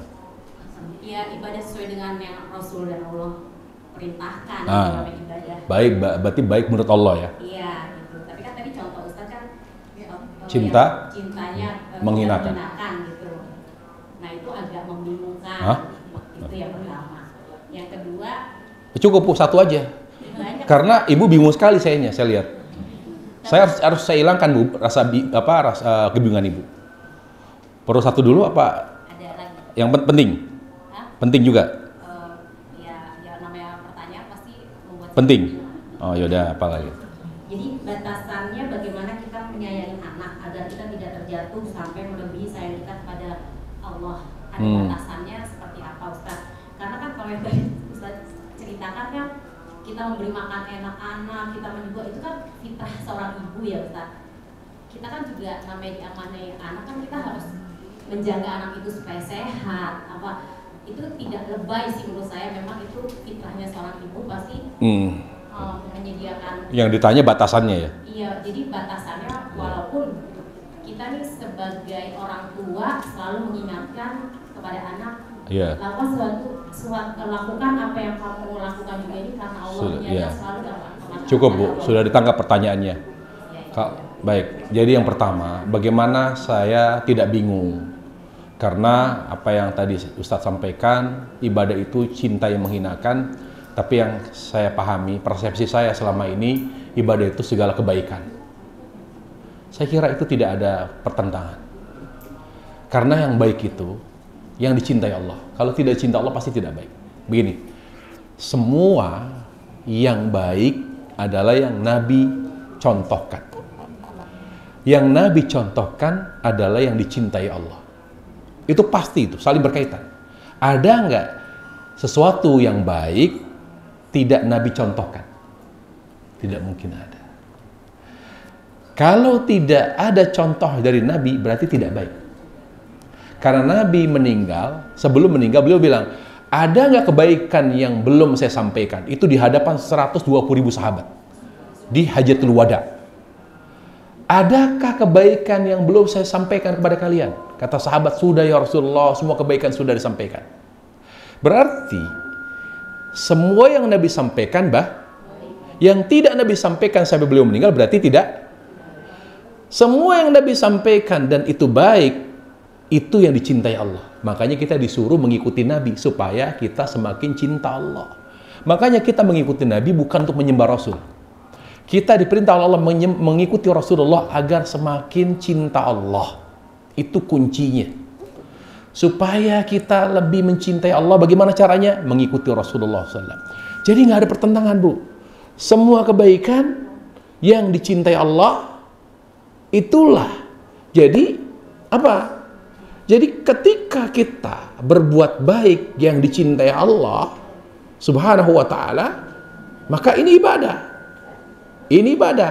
Tapi kapan kita keluar dari ibadah? Ketika kita berbuat baik bukan karena Allah. Itu tidak baik di mata Allah. Ketika kita berbuat baik ya kepada manusia tapi dengan cara yang tidak Allah suka, yang tidak Allah ya, yang diharamkan Allah. Seperti tadi, baik nggak menuruti suami? Mentaati suami baik atau tidak? Baik. Tapi kalau suami sudah bilang, tadi hasil itu kan, "Ma, saya tidak mau kamu berjilbab." Baik atau tidak baik? Jadi baik itu tidak pernah lepas dari ibadah. Paham? Ibadah itu cinta yang menghinakan. Tapi saya cinta suami boleh? Boleh. Tapi kalau suami yang kita cintai sampai dia nyuruh untuk berbuat maksiat, ibu nurut, berarti ibu sudah beribadah kepada suami. Berarti kalau seorang istri mentaati suami yang merintahkan seperti itu yang jelas-jelas salah, baik atau tidak? Baik atau tidak? Tidak baik. Jadi baik itu tidak pernah lepas dari ibadah. Cinta dan taat kepada Allah. Sampai sini sudah mulai hilang bingungnya, Bu? Sudah mulai ngerti? Tidak mungkin baik tidak ada kaitannya dengan ibadah. Orang tua, apa kata Allah? Wa in jahadaka ala an tusyrika bima laysa laka bihi. Kalau dua orang tuamu menyuruhmu maksiat, jangan kamu taati. Mentaati orang tua ibadah bukan? Kebaikan bukan? Tapi kalau orang tua nyuruh maksiat, kalau kita taati ibadah bukan? Kebaikan bukan? Orang tua nyuruh maksiat. Bukan, jangan ibu pisahkan kebaikan dengan ibadah, tidak pernah bisa, Bu. Kalau orang tua nyuruh maksiat, misalnya, "Nak, kamu kerja apa, kek?" Gitu. Karena kamu ini tuh harapan kami. Gitu. Kamu bantulah orang tua untuk cari uang. Ya saya apa aja? Ya kamu apa, kek? Terserah. Nggak apa-apa kalau saya jual. Ya kalau harus kamu jual diri, terserah kamu. Orang tuanya mengizinkan. Karena betul-betul susah orang tuanya. Gitu. Lalu ada laki-laki yang mau ya memberi uang tapi syaratnya tidak dinikahi tapi mau ditiduri. Orang tuanya ya udahlah nggak apa-apalah demi kebutuhan ekonomi. Taati atau tidak? Orang tua begini. Tidak ditaati. Ada nggak ibu yang menjual anak gadis ini? Ditaati nggak ibunya kayak gini? Taat sama orang tua begini kebaikan bukan? Jadi tidak pernah lepas Bu kebaikan dengan ibadah, tidak pernah. Itu cara memahaminya begitu. Yang kedua, batasan menyayangi anak. Kata Ibnu Qayyim, ibu boleh menyiapkan makanan sehat kepada anak, ibu boleh menyiapkan pasir kepada anak, tapi jangan memberikan semua itu dengan hati. Dengan fisik aja, kasih makan, urusin, mandiin, disiapkan bajunya. Jangan dengan hati, hati ke Allah aja. Kapan kita sudah berikan hati kepada anak, di situ mulai rusak hati kita. Sudah mulai resah. Sama ketika kita berobat. Walau basyarta bikul asbab. Kalau Anda datang ke dokter spesialis dan dia banyak pasiennya, sudah terbukti kehebatan dia dalam mengobati pasiennya. Datang, Bu. Ibu datang. Karena banyak, bagus dokter itu, Masya Allah, luar biasa. Banyak yang datang ke situ sembuh. Ibu datang. Apa kata Ibnu Qayyim? Kapan kita mulai menjaga hati? Beribadah kepada Allah, datang, "Dok, apa sakitnya, Bu? Begini." "Ini, Bu, dok, saya begini. Ceritakan. Tapi jangan berikan hati ke dokter itu. Saya sakit, kayaknya sembuh nih sama dokter ini." Nggak boleh. Hati tetap kepada siapa? Allah. Ceritakan keluhan kita. Lalu dia ngasih obat. Wah, obatnya bagus nih. Jangan arahkan hati ke obat, nggak boleh. Ini cara untuk menjaga hubungan dengan Allah. Silakan kita berikhtiar kepada orang yang kita sayangi, orang yang kita harapkan, tapi jangan berikan hati kecuali hanya kepada Allah. Sekarang saya tanya, kalau ibu minum obat yang bagus, paten dari dokter, hati ibu kemana? Dok, ayo jujur. Nggak bisa, Bu. Itu namanya ilmu ngeles, Bu. Saya bertanya untuk memperbaiki. Kalau kita dikasih obat oleh dokter yang sangat bagus, terbukti manjur, hati ibu ketika minum obat itu kemana? Hati ibu ketika minum obat itu hatinya kemana? Ke obat. Betul? Itu yang membuat kita lemah. Apa kata Allah? Wa may yatawakkal fa huwa hasbuh. Orang yang kuat itu hatinya, yang bertawakal, tidak pernah memberikan dan mengarahkan hatinya kepada makhluk, nggak pernah. Dia berdobat, dia minum obat, dia olahraga, dia ini, tapi hatinya tetap Allah. Apa Ibrahim? Dia minum obat ketika sakit. Apa kata dia? Wa idza maritu fa huwa yashfin. Kalau aku sakit, aku berobat, tapi tetap yang menyembuhkan penyakitku hanya Allah. Itulah seorang muslim. Iya, bayar dokter, ibu tanah, ibu kasih semuanya segala macam, ceritain, dia periksa alat dengan canggih, periksa semua, dia kasih obat, tetap hati bukan ke mereka, karena yang memberikan kesembuhan siapa? Allah. Itu yang membuat kadang-kadang pengobatan kita tidak berhasil. Mudah-mudahan jelas ada pencerahan pada hari ini. Mudah-mudahan Allah Subhanahu wa taala menjadikan kita menjadi lebih baik. Mudah-mudahan hidup kita lebih berkah. Semoga Allah Subhanahu wa taala menjadikan kita hamba yang semakin mencintai Allah dan Allah pun mencintai kita, dan semoga Allah mensucikan diri kita dari segala dosa, dan semoga Allah Subhanahu wa taala menjadikan kita menjadi hamba yang bersyukur dan wafatkan kita dalam keadaan husnul khatimah.